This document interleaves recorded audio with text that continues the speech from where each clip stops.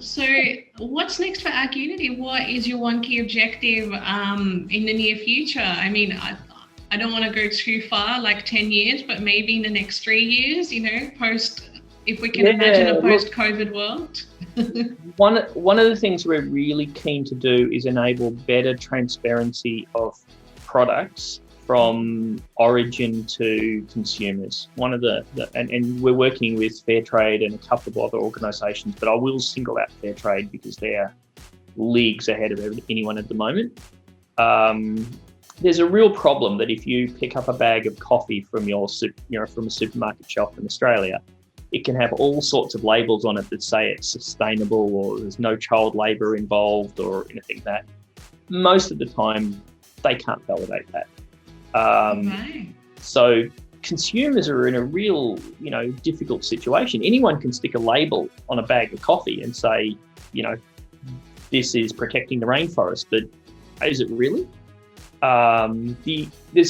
We know a few good organisations. So, obviously Fairtrade, Mars Corporation does really great efforts. I think they're investing $1 billion off their top line in the next 5 years to eliminate child labour within their supply chains.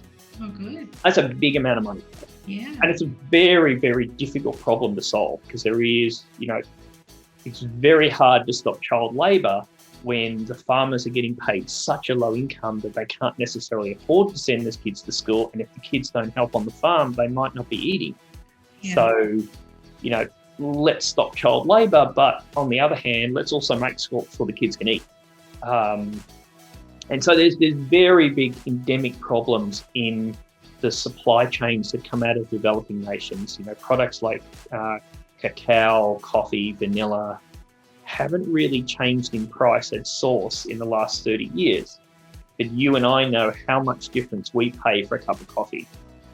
Now, if we were to pay an extra 50 cents and know we were actually helping that farmer and we could see what had happened in their village and see that the children were all going to school, most people would prefer to pay the extra 50 cents for a cup of coffee. Absolutely. And that's a real gap in the market at the moment. Like, consumers need to be able to scan a QR code on a bag of coffee, see the community it came from, and see what that company is actually doing in that community. Did the farmers get paid fairly, which is actually, in my mind, that's actually more important than the child labour, because if the farmers are paid fairly, they don't, no farmer wants their child to work on the farm. They want them to go to school, they want them to be a doctor. But if they can't afford it, they'll do that. Yeah. And so, that traceability back to origin, and we're working with a few companies on that. And that can only really be done if the farmer has got a phone and you're recording the product at source, so you know where it's all coming from. If you're collecting the data at the supply centre, then anyone can be putting cocoa or coffee into that supply chain, and you don't really know what's going on at the other end of it. You have to be collecting data at the farmer level. And then a lot of the organisations we work with, one of the features to phones is we can create new applications that are like survey apps or, what did your kids do today? And if you fill that in, we'll give you a better price for your coffee. And then good organisations can actually show what's happening in the village, show that they've built schools and roads and other things that are lifting the farmers out of poverty. So we play a very important partner role with the companies that are trying to do that. And that's the most important thing in AgUnity's future. If we do that well, consumer behaviour will change. Consumers will start to look, am I spending my money responsibly? And then if people are spending their money responsibly, that will push more emphasis to the companies that are trying to do the right thing in the developed market, which is, it's a problem of a scope that very few people can imagine. There is literally 1 billion farmers working in really abject poverty so that we can have cheap coffee. Yeah. That's not a right aspect of the world, and it's resolvable. You need consumers that care and companies that provide the information so consumers can care. Yeah, no, absolutely. I think you've raised some really interesting points there, some I wasn't even aware of. So I think just coming back to the consumer There definitely needs to be an education there, because I don't think a lot of us are aware that when we're buying our coffee, where is this actually coming from, and what does this mean, for somebody's life. And like you said, I think if we can solve that problem, with fair trade for the farmers, I think that will naturally take care of, a lot of other problems as well.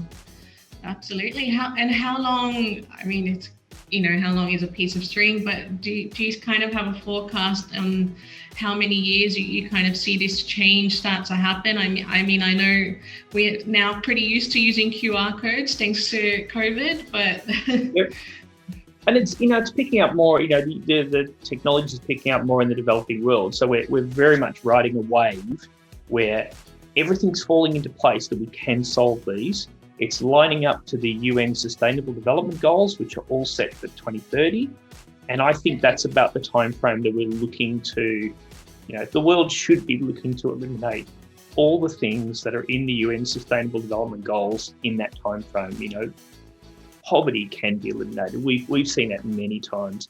If you organise farmers well, give them a little, create that cooperation thing, then you can put inputs into a group of farmers, and you can reliably increase their income by many-fold.